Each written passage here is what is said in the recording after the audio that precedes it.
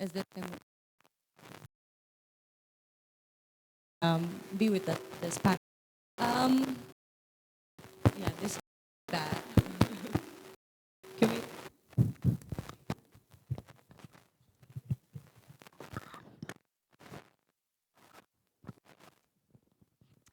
Okay, so I'll use this little microphone over here. I would like to thank you again for joining us, and I would like to this is the Friedrich Ebert Foundation, as well as the Young European Federalists of Europe, for being here with us and for contributing to the quality of the discussion. As you already know, we've titled this Europe Under Pressure, Shrinking Civic Space, and How to Reclaim It. So it's part of a big campaign called Our Europe 2017. And before we start the discussion, I'd like to take some time to talk to you about the campaign itself. So I have to let this go because it's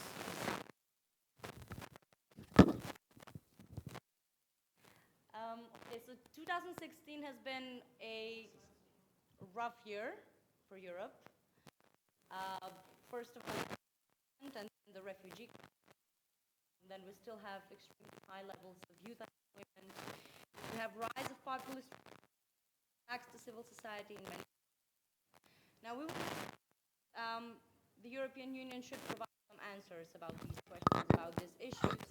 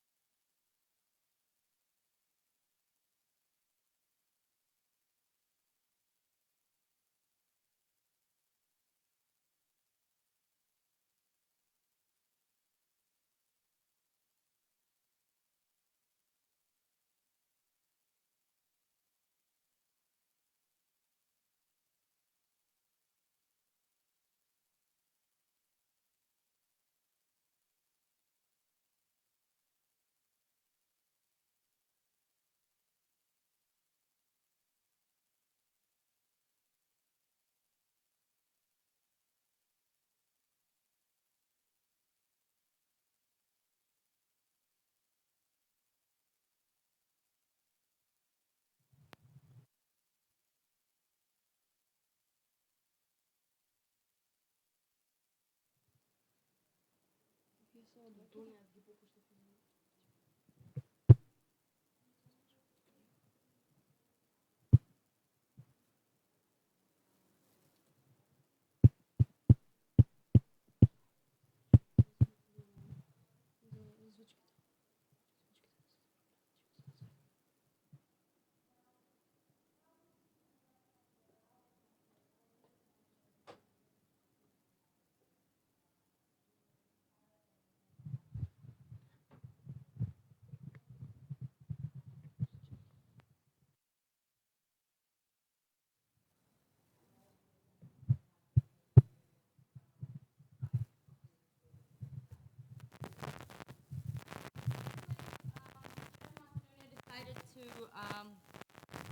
Is it going to work now?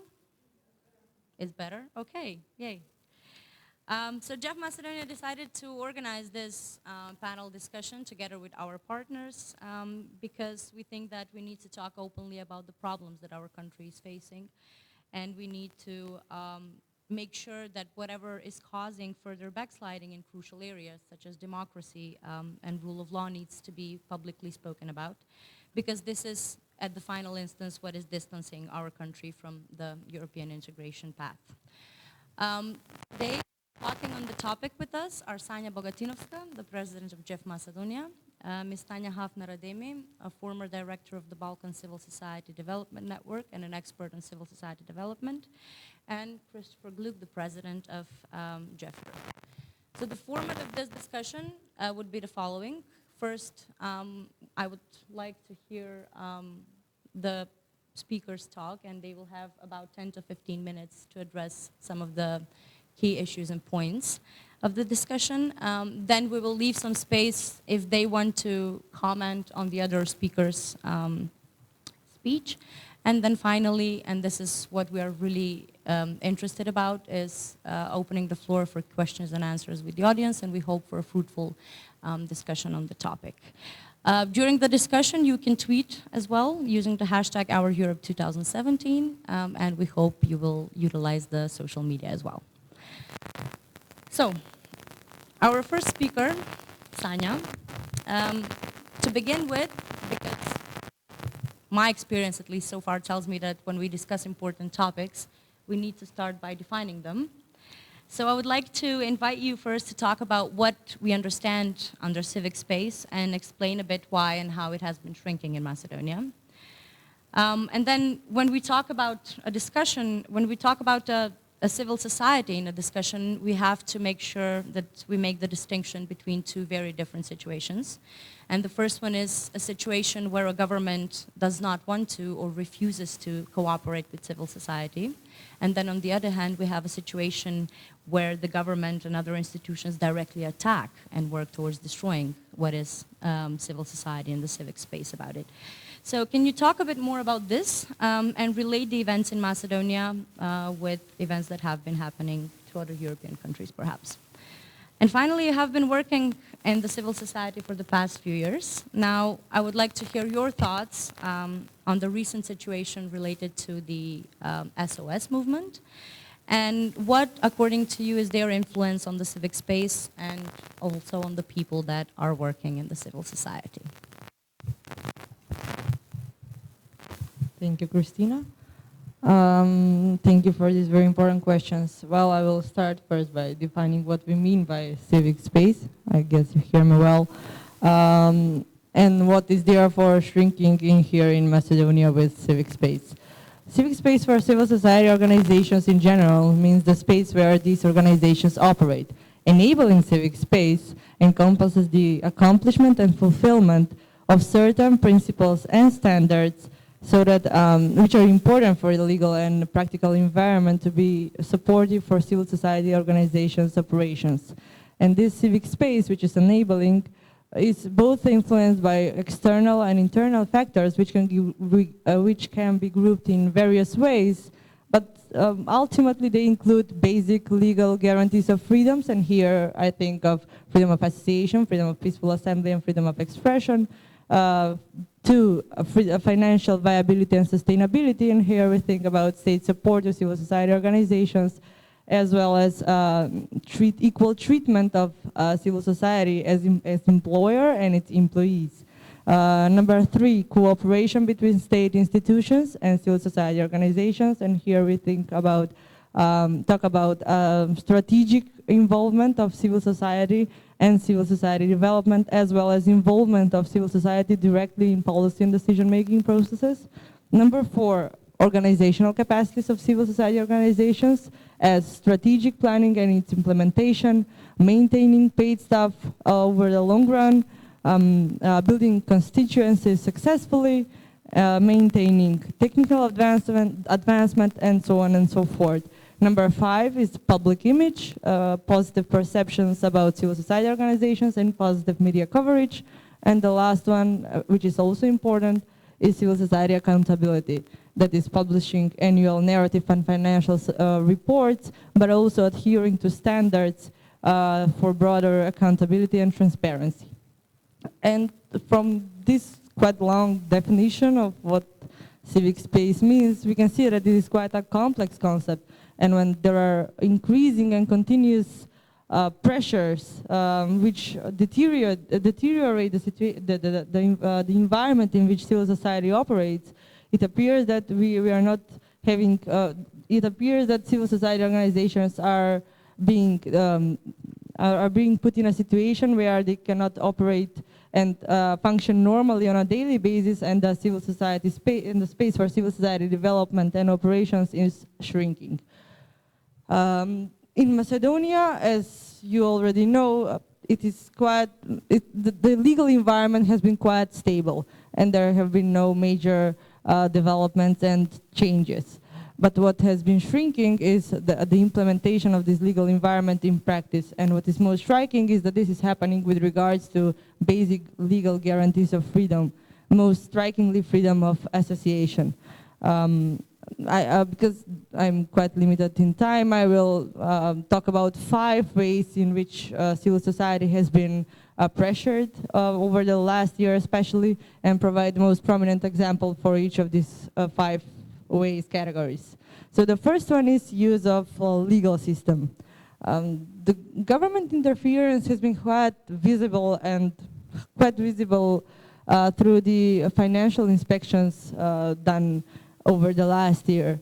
And this has been done before and after the elections as a way to pressure and salient critical civil society regarding the electoral preparations. In April, there was a financial inspection of the Civic Association Most, and these inspections have quite intensified ahead of the actual elections in November.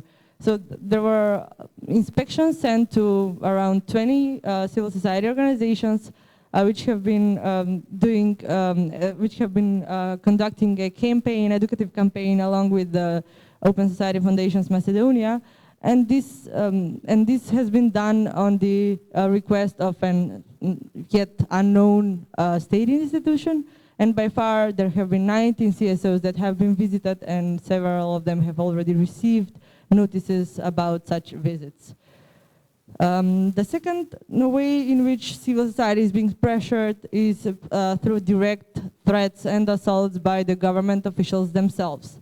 Our former PM, as you already know, has been continuously verbally attacking civil society and labeling them as Soros hordes, Sorosoids, foreign mercenaries, servants to the opposition political party, and so on and so forth, while at the same time manipulating numbers as to financing of CSOs.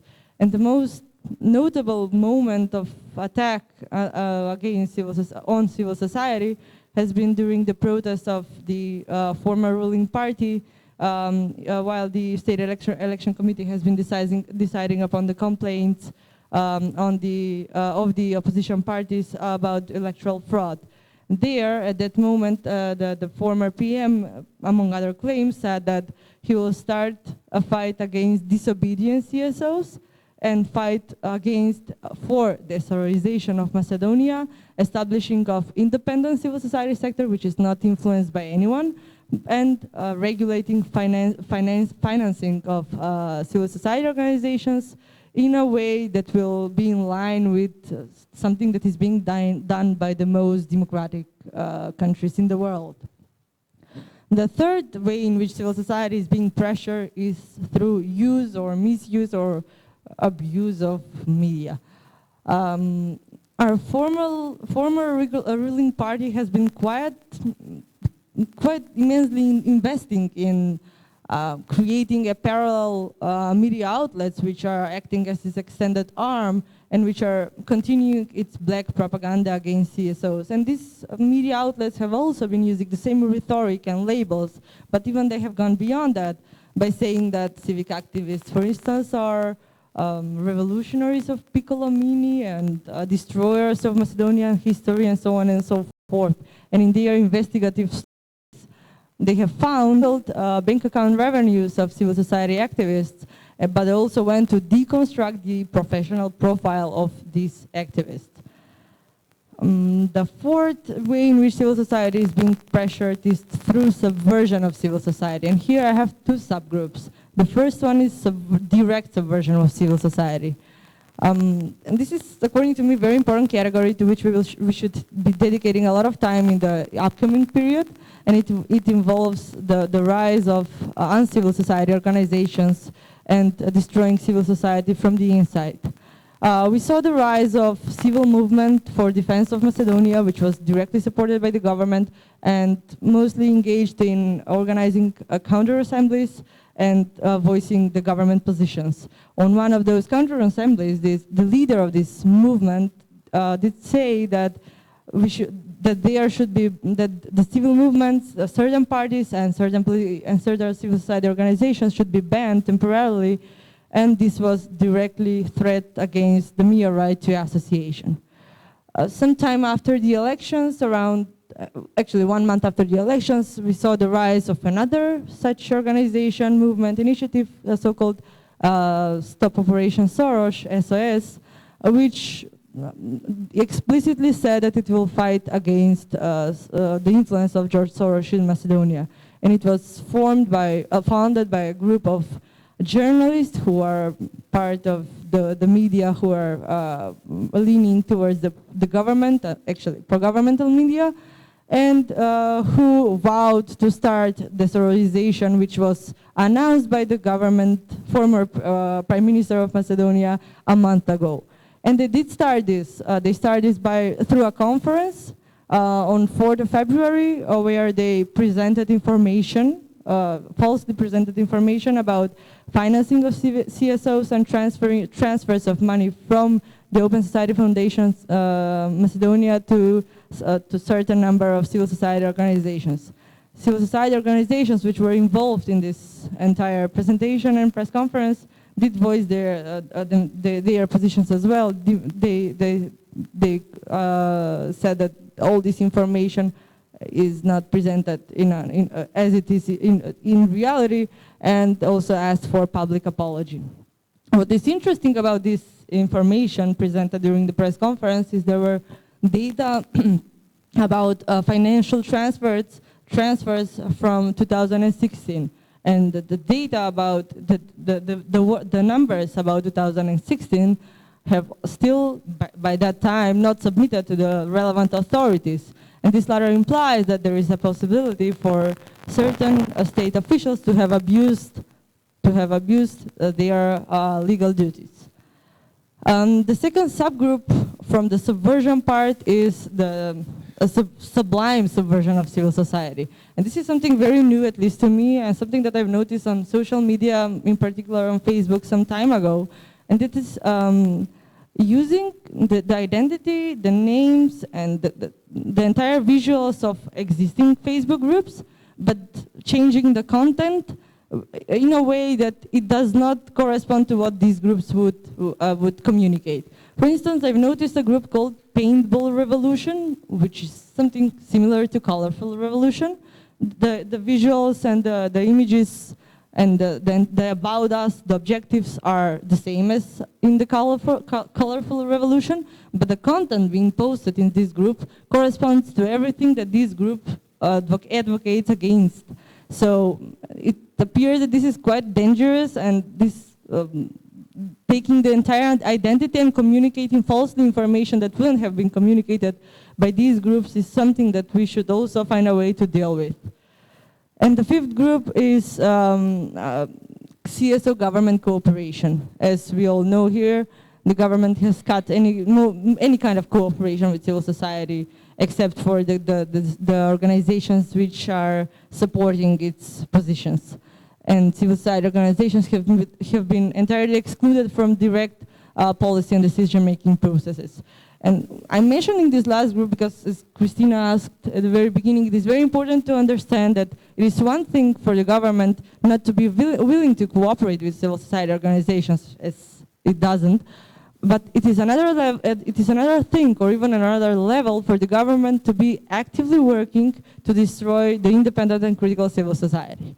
And this all is happening to us because the government has eventually realized at one point that it is that the civil society, when it's united, has quite big power, and no government, especially not governments in political transitions and in situations where there is political crisis, are willing to be stripped of their powers. That notwithstanding, we are still having a situation of deterioration of civic space, and what we need to do now is to sit with ourselves, make a strategic approach, and act jointly. Thank you. Thank you, Sanya, and thank you to both of you for passing the microphone. I think we'll be doing this for a while. So, um, Tanya, thank you for being here as well. As I have announced you in the beginning, you were the former director of the Balkan Civil Society Development Network. And for me, one of the most interesting projects, and I'm assuming this is among one of the important projects that the network has been working on, as I think that Sanya briefly mentioned and talked about the areas that it is a bit more about the finding and how do we stand as a I've read that DG NEAR is using the findings of this report as means of verification for the guidelines of youth support to civil society in enlargement countries. So I'm interested, and I guess the audience here would also like to hear a bit more as to whether the support of the European Union and its institutions has changed, if at all, in the past few years, given the political crisis and its effects on the civil society in Macedonia. Finally, I would be very interested to hear a bit more about the global standards for civil society organizations' accountability as minimum standards that all of the civil society organizations should respect in order to ensure their accountability. And I'm asking this question only because of the present discourse that has been existing for quite a while now, that civil society organizations are not in fact working for the civil society and for the citizens of the country, but rather working to fulfill a foreign country's mission or working for foreign mercenaries. And finally, the report from the Enabling Environment for Civil Society Developments points to positive developments in Kosovo and Bosnia and Herzegovina. Whereas for the other Western Balkan countries, from what I could read, it says that the civil society organizations are active in working groups, but rather their role remains overall passive, and the participation in policy making remains ad hoc to a large extent. Can you probably address a few, let's say, positive examples that we can borrow from Kosovo and Bosnia and Herzegovina and learn a bit from them? Thank you, first for inviting me, and all of you for being here on Saturday, gloomy Saturday afternoon in Skopje, about what it looks like an important day. Hopefully, let's see how the situation develops of a possible, let's say, change or for the better in this country. Yeah, it's been, I think now, a bit of a month that I'm not in the position that you said, and it's been a 30-year-long I guess experience being and leading the Balkan Civil Society Development Network. And while announcing me an expert, I always like to think of myself as more of a practitioner, somebody who worked on explaining or expertly defining what civil society is or what the environment is in which it should work, and which I think Sanya explained brilliantly. So it's very complex. So what I'm trying to say, coming out now of every day doing this as a work, 8 to 4 or 8 to 10, I want to do a bit of a, try to do a short presentation or speech, but try to sound not like an expert, but really talking about, because at the end of the day we're talking about citizens, not just civil society. And I was thinking about this title especially, and I can then answer also the questions that you posed, the shrinking space and how to reclaim it. I think for citizens, civil society, for everybody, institutions, there are 3 things that are important, and I'll explain them. And it's solidarity, it's diversification, and what I call, I don't know if it's a good term, but still I would call it institutionalization of public interest. I don't know if it's that possible, but let me try to argue for it. Because we've heard so much about this sustainability, irreversibility. We see this is not possible on the longer run. So I would like to call it institutionalization of public interest, and I'll explain. So if you look to the situation in Macedonia, which is probably something new for Macedonian civil society, but if you look wider region, wider Europe, the US, you know, generally, this is the same context everywhere, right? You know, if you work in civil society, if you're open-minded citizens, you feel attacked, threatened, or this is not what the majority thinks, or this is not on the same page of what you think the government should be doing or your local authorities. And you say, okay, but isn't this the trend part of a global context of where the world is moving and the shrink, democracy falling and fragile democracies? And I would say yes, but still what is happening in the Balkans, because it's not just Macedonia, we shouldn't forget, it's not just Macedonia, it's wider Central Europe, it's wider Europe trend, Turkey not to even mention.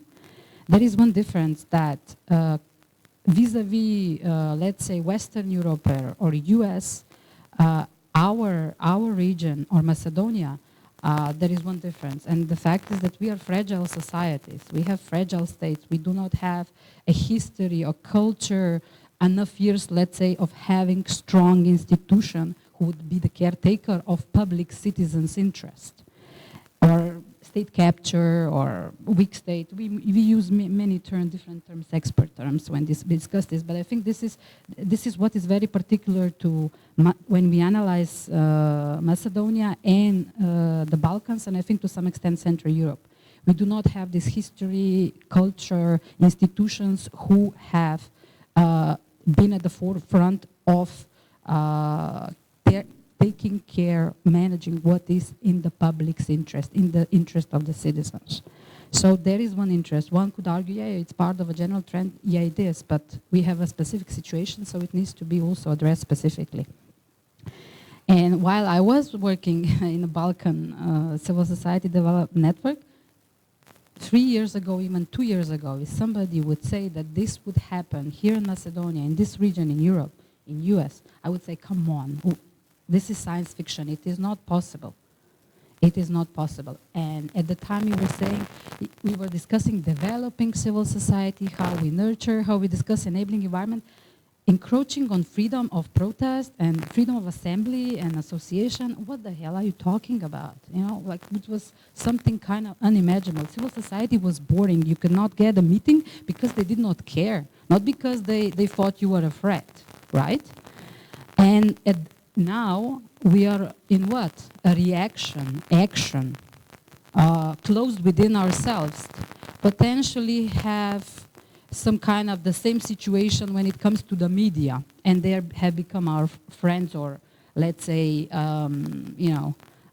collaborators in fighting for the citizens' rights, the public interest, and also defending our own work and our own space, like that we are not attacked by inspections, to respond to the public verbal attacks and things like that. So the situation is quite in some countries dramatic. The scale is different, but still. So from being in a situation of discussing developing civic space, we are now like what? Action, reaction. The EU, you asked me about the EU. Yeah, EU has progressed. If you look back to 5, 6 years ago or even less, yeah, it has embraced what civil society in this region, Macedonia, has been discussing and asked, have more long-term grants, have more diversified, have more funding for more grassroots organizations, have more money for networking, regional networking, local, and they have done that. In the last 5 years, European Commission through IPA funds has invested just from civil society facility. We're not talking about ADHR, we're not talking about CBC, around 131 million euros. In projects that are currently being implemented. I'm not talking about allocations. There are much more money. I'm talking about projects that have been implemented. And this is about 360 different projects in our region, in different countries. This includes also Turkey. We are talking about 600 and something organizations from this region participating and leading these projects, and another 160 something participating and leading.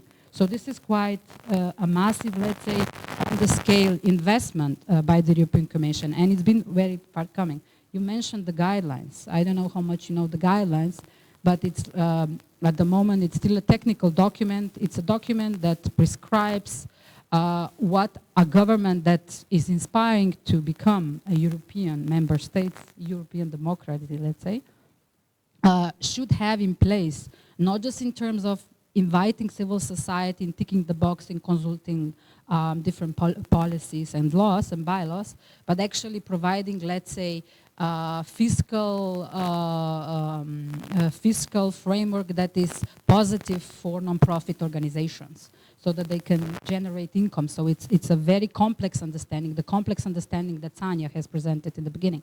So while this is very positive, this is not a political document yet. So in short, the EU and European Commission have been, in the past 5 years, very forthcoming towards the needs of civil society. Again, within the bureaucratic, technical framework in which the European Union Commission operates. So there are always limits to that. But still, what is the problem at the moment? They are on a pause.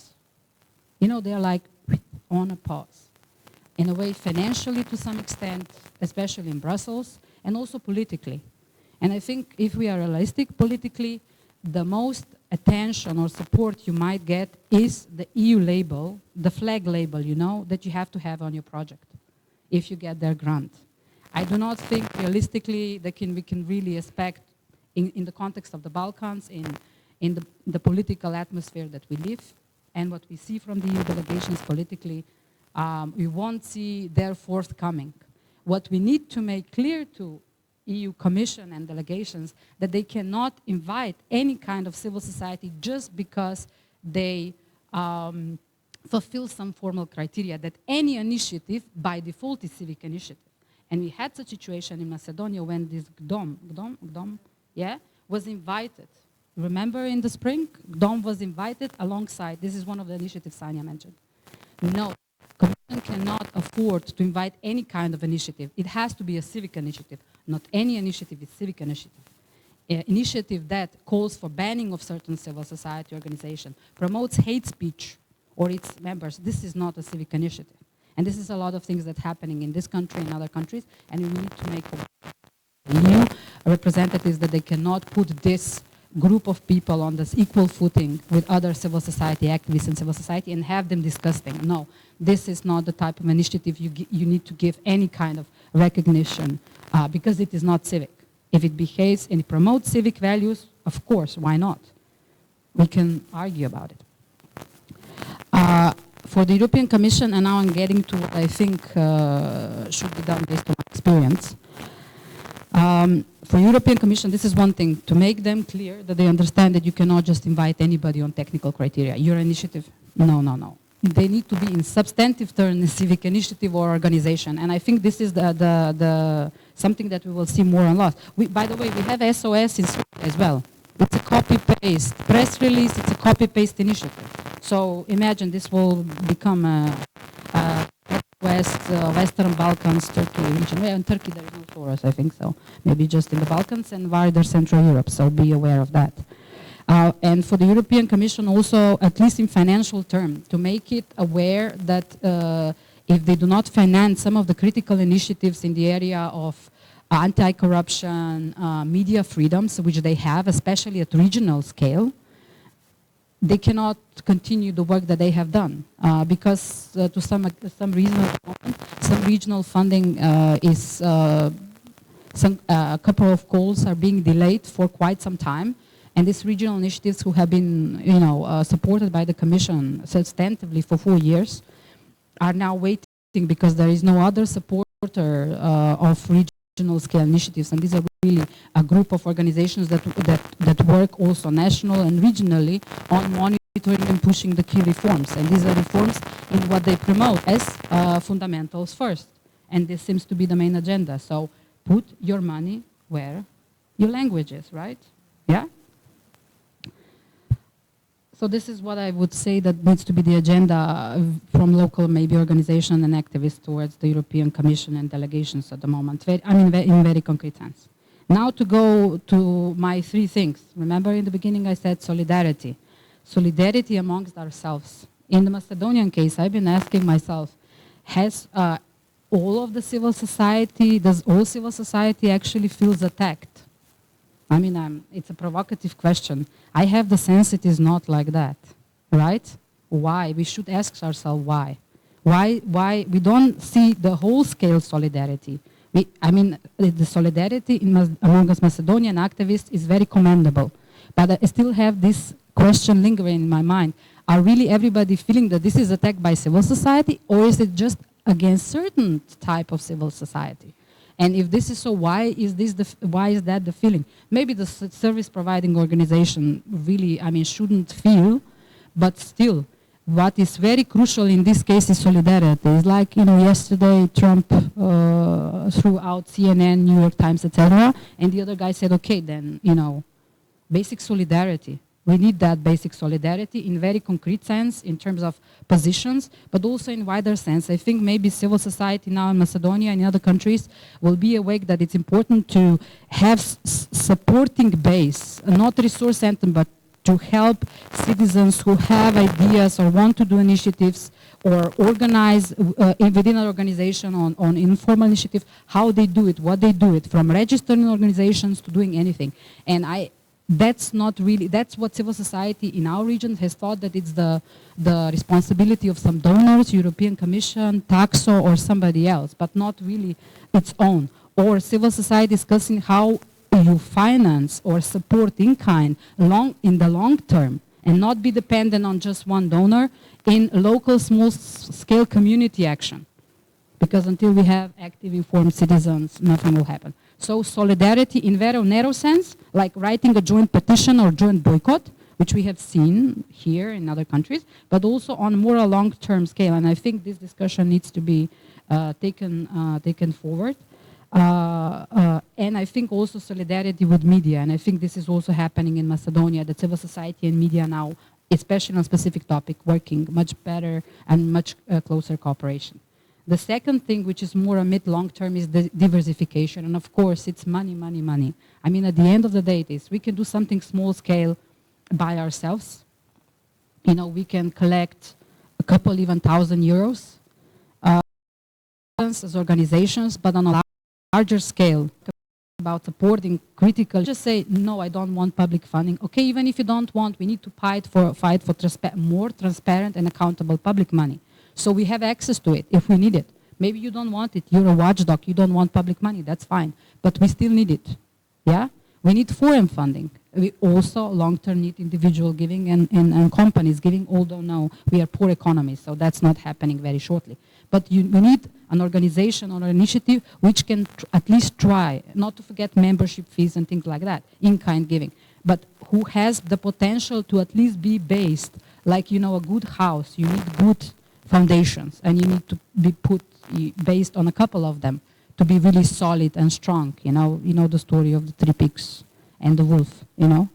And this is what we need. We really need to do long term, and we need not just civil society who deals with civil society development, but everybody to understand that. Those dealing with human rights, those dealing with disabilities, those dealing with the environment. It's our joint platform, and that I think has been too little present again in Macedonia and in other regions. It's just the agenda of this, you know, resource centers. They should lead this about, you know, this council, this strategy. No. It's for everybody. We need this. And I hope that now the awareness is being brought. So diversification is really important. And the possibility to secure your own income, to potentially give services. And this is also something that's really underdeveloped in all of the countries in our region. Not just Macedonia. Macedonia also, the legal framework is quite hampering. For example, if you earn more than 1 million dinars, which is 15,000 euros, as an organization, you have to pay VAT, and it's very complicated. You know, you're treated like a company, and you shouldn't be because you're non-profit. And I come to the last one, and here I'll stop. Is what I call the institutionalization of public interest. I think there was some discussion here in Macedonia. What is actually public interest? It's what's the citizens' interest. But at the moment in our region and Macedonia, I think the elite's interest has been more linked to all other interests than the citizens and public interest. In environment, for example, it's been what? It's been business interest. In energy, it's been in business interest in a lot of other spheres. We are small countries, elite, political elites, and business people, they converge. And usually the ordinary citizens are not so lucky to be in that elite, and nobody cares about. So it's very important that the institutions are the caretakers of the public discourse, that they lead the public discourse, and the civil society role now is to throw it on them, to demand it, to not stop advocating, like the issue of pollution, and the issue of like other things that, let's say, on the case of Macedonia again, for a couple years ago, they were not here in the public domain, and probably the pollution problem was the same. Now everybody knows about pollution and is concerned about pollution. And there are also some other issues. I'm just trying to be plastic. One of the things also that I've seen, and that's not a good example from Kosovo and not Bosnia, but Albania, but I can come back to, that should concern us all as activists. And I think civil society, except for human rights, have pushed that a bit away. That's like citizens. This is not concern for civil society organizations. Is what Sanja also mentioned, and again, we thought this will be never a problem, is the freedom of assembly, the right to protest. It's not just in the legal frameworks. All of the legal frameworks in our region, I mean, the Turkish one is an extreme, but still in all the countries, including Macedonia, Serbia, is problematic. They have limits that to some extent we could claim are not fully compatible. I'm not a lawyer, and I don't think you need to, but what you probably know is that a lot of the laws on police, on public gatherings in our region throughout the last couple of years have been changed to allow law enforcement or police to use a variety of very dangerous weapons when it comes to policing. And the theme or the conversation has been that their role is to police and not to facilitate the right of a citizens to protest, even if you do not agree with that citizen. And in our country, this has been the case. In Macedonia, the case of the 5th of May protest in 2014, 2015, it's been so long time ago, is still not cleared, and all other. And this is also the case in other countries, because this is really the basic right. We need not just the legal frameworks, but we need civil society organizations beyond human rights organizations to bring that back, discourse that the right to protest or to express your views in a group, even if it's a counter-assembly, you have that right, and that's inalienable right. And the police duty is to facilitate to its maximum, except if it's exercised in violation. And we need to invest in building the capacity and understanding of the police, and this is very problematic, as we know police is something you touch, it's really hard to work with them, that their role is not to pressure and to enforce and to police the assemblies. They are there to facilitate, to help us use that right, because this is really the basis. Because we are moving away from traditional, organizations writing petition and going in this kind of nice suits to government meetings, but we're moving citizens expressing in various forms online, but also in terms of what they mean. And I mean, this should be okay, even, let's say, in extreme cases for the uncivic, right? The uncivic initiatives. They have the right, and they should be facilitated that right, as long as it's not it's violent. Once it's violent, that is something else. Then other rules come into place. I would like to stop here. Maybe I can then address some other questions. Thank you. Thank you. Very interesting information, and I sure hope that you have picked up bits and pieces of it that you want to address later on in the discussion session. Last but not least, of course, is so what I would like you to start with is to kind of give a short overview of the situation in Europe with respect to civil society. For example, have there been any patterns that different governments have been doing? Have there been threats to civil society manifested in more than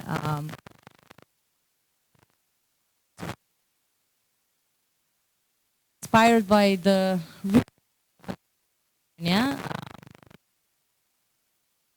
attacked the young European Federalists,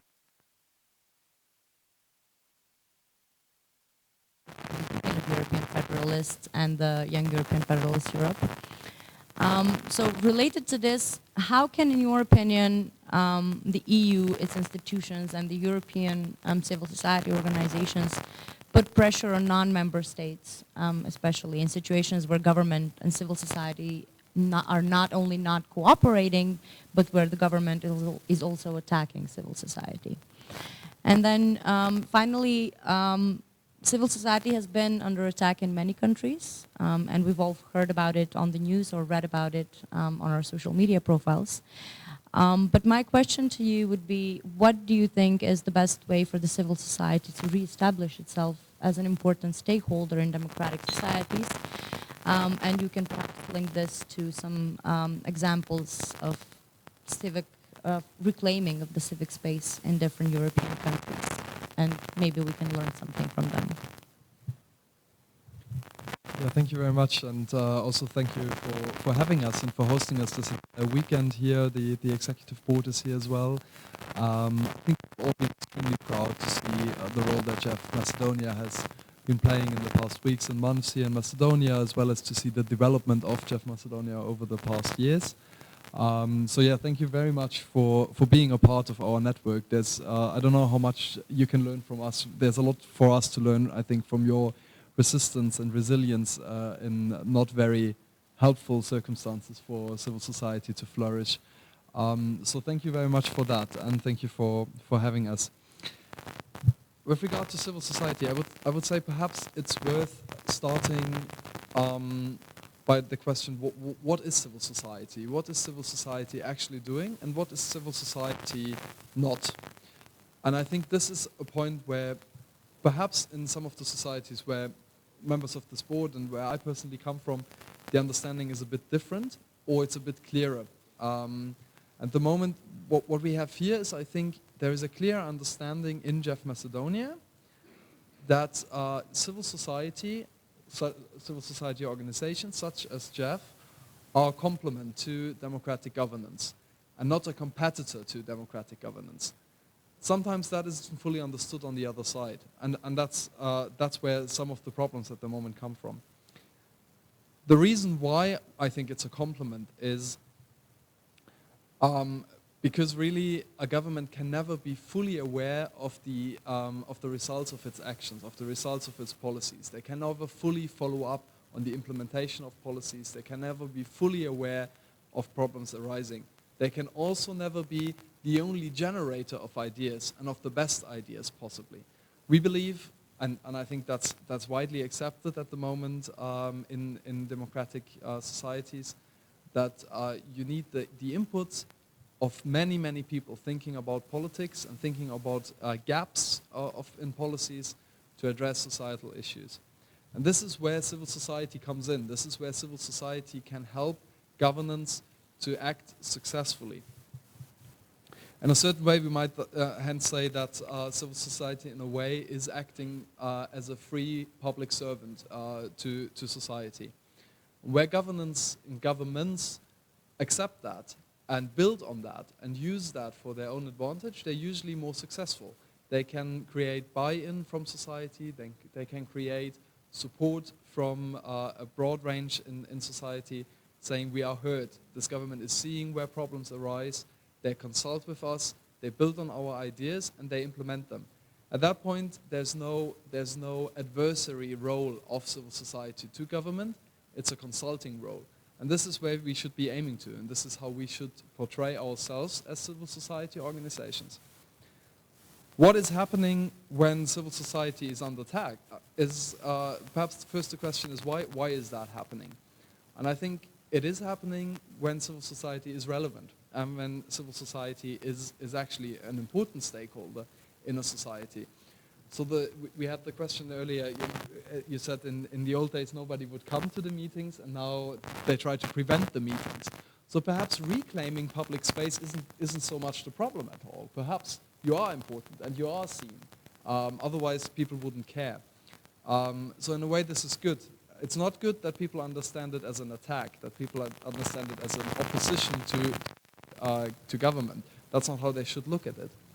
But it is good that they care, and it is good that people think this is relevant and important. When governments attack civil society, usually what happens is that civil society becomes more political importance, because then the opposition to government, the opposition to those adversary policies gets shifted to civil society. It's then not necessarily other actors playing that role anymore, but it is the civil society itself. What happens then is that the government more or less stops talking to anyone else but itself and becomes inefficient. And we've seen that in many states where governments become closer and closer and try to preserve something which some political scientists might call a closed society, in which they don't consult with anyone else but with themselves, and they don't see problems arising, and they are not able to govern efficiently. So there's sort of a self-defeating element to attacking civil society. Civil society is a threat to the own governing position. I think if a government wants to consolidate, on the other hand, it's really important to bring society actors to the table, discuss with them, and create that buy-in from civil society. Because people who consult with other, those are the people who can generate ideas, but those are people who are able to bring together views of citizens and citizens to government. This is it's the key to citizens to speak to civil society organizations. And this is where the aspect of trust comes. I think in many societies we have a problem of trust in political institutions. Are political elections actually serving the general interest, the public interest, or self-serving? Where political institutions listen to civil society as a partner of civil society, that dialogue can happen between citizens and public institutions. So that is something that is really helpful for governments to sustain their power in a state by actually from IT. And I would say that is particularly relevant in countries with precarious economic developments, where we need to create an environment where we say thinking differently is something good. It might a different idea might just be nonsense, but it as well be the next big thing. So this is what we need to establish. This is the sort of atmosphere that a government should be aiming to preserve and to develop. You said, what can the European Union do to help with that? I think, for one, what the European Union can do is by acting with its own example. A half or third of the members of the EU have not had an active civil society landscape ahead of before 89, and they've not been able to benefits of civil society activity.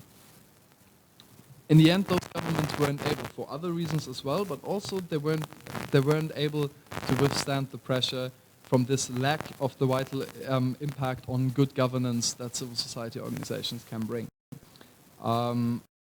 We see the European Union. There are problems with the European Union, no doubt about that. But the parts of the European Union where the Union flourish and to develop positively, where it's acting as a society that is open to influence, that is open to discourse, that is open to ambivalence, to pluralistic views. So I think it's one of the positive examples where I hope that governments would look to the EU and aspire to do similar things. On the other hand, what could the EU do itself? Speaking a bit more proudly about that, perhaps be a start. Sometimes we doubt too much ourselves. Those sort of societies that created an openness, democratic values functioning. We should be speaking about that. And we should be able to do that a bit more. Perhaps sometimes there's too much politics in the way European Union officials and European Union representatives engage with third countries with the idea that we cannot really change the way people see things, and we just need to somehow get the facts right. And you won't get the... Okay, sorry. Reclaiming public spaces. So I think it's really important for that aspect to think about the role that civil society can play for the society itself, not so much in respect to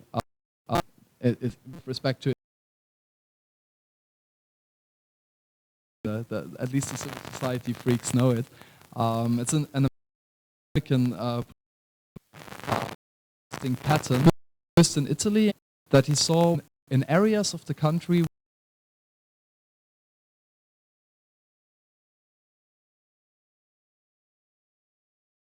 able to flourish.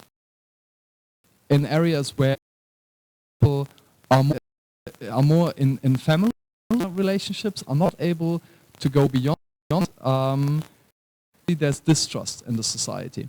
So there's a strong connection between society trust. He then to test that from going and realized there as well a bowl in groups, bowling groups, and where they do that in those regions, people trust state institutions, neighbors. They leave the door open to, and democracy works. In regions where people go bowling alone, that's the title of the book, that happens less regularly. People distrust public institutions, they distrust the democracy, they think the legitimacy of democracy is not really given. So, society organizations creating trusts between citizens. And that is for a society that fragile, as we said earlier, really important, because a fragile society can easily lose control over its democratic nature. But a society in which people trust, citizens are able to trust each other, is stronger. So that is of civil society. The role of civil society is, I think, to continue to speak, to continue to discuss, and to continue to feeling we can actually ourselves about policies, and the results that we have when thinking about policy might be different than those that elites or states institutions come up with. And this is empowering, gives people the chance to eventually take action as well. So there's to be said about having a direct impact on active civil society organizations in a society. One part of Europe where this has worked particularly well, and perhaps going beyond the post-communist part of it, is in Northern Ireland, where really government attempts to create peace and understanding and democracy have not really worked for many years. And the final government agreement really was preceded by discussion groups in civil society. And Protestants, we need to speak. It was possible to discuss politics first. People used art as a starting point, and I think so. That is something that perhaps it's not very needed in Macedonia to go back to very starting points. We are able to and is able even in societies and in communism. Art was usually the one expression of civil society actors and of political actors who disagreed with the regime politics. So that is something that I find interesting to consider. And lastly, I would it is important to keep communicating the benefits of civil society involvement and portray yourself and ourselves as partners to politicians, to parties of all sides, the way Jeff Europe does it, as an organization that is decided non-partisan and tries to speak actors involved, that tries to have members of all. Only through discussion are we able to find out where perhaps we can find agreement. We can find out why we think differently and don't need to believe that perhaps it's necessarily sometimes perhaps there is one, but we can find this thing I would say is important to read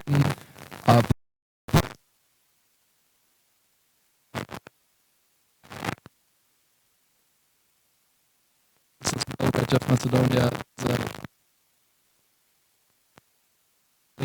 where facts are just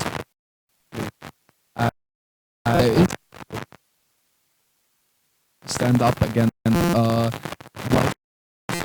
fake news, fake Facebook pages, as we referred earlier, there is a genuine sense that people want to understand what's behind all of it. And in their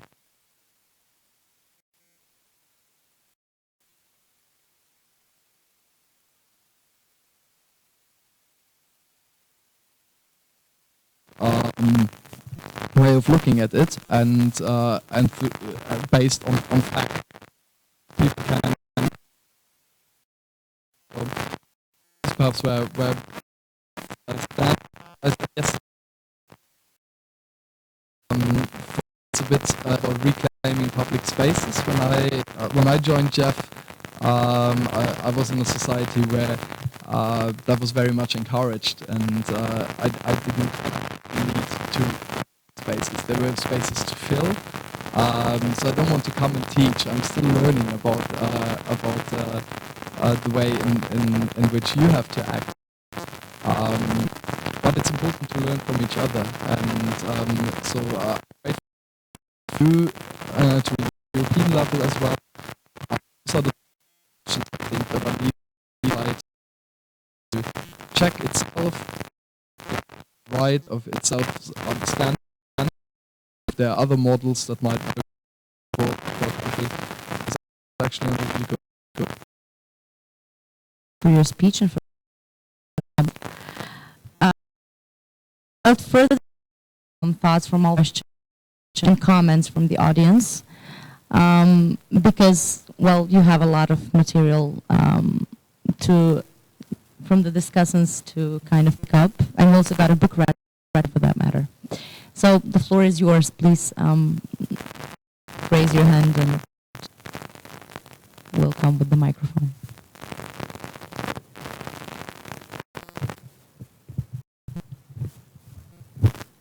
Okay, Ivana. Hi. I think that going back to some of the things that Tanya mentioned, which I believe are very important in our case, and also Serbia to a great extent, and some in the region, we have this society, we have organizations which some have been working for many years, since we gained independence. However, a lot of them are lacking some elements which are, I think, key to the input that society can give to democracy. One of them being the policy aspect of your work is crucial, and that was missing for a very long time in Macedonia. Civil society organizations lack the advocating, as asserted, a very dealt with activism, civil society activism. So many are involved in their projects, and even today, they're organizations that the situation is really bad, we cannot advocate, we cannot do this, we cannot still go implement their project for youth and sports.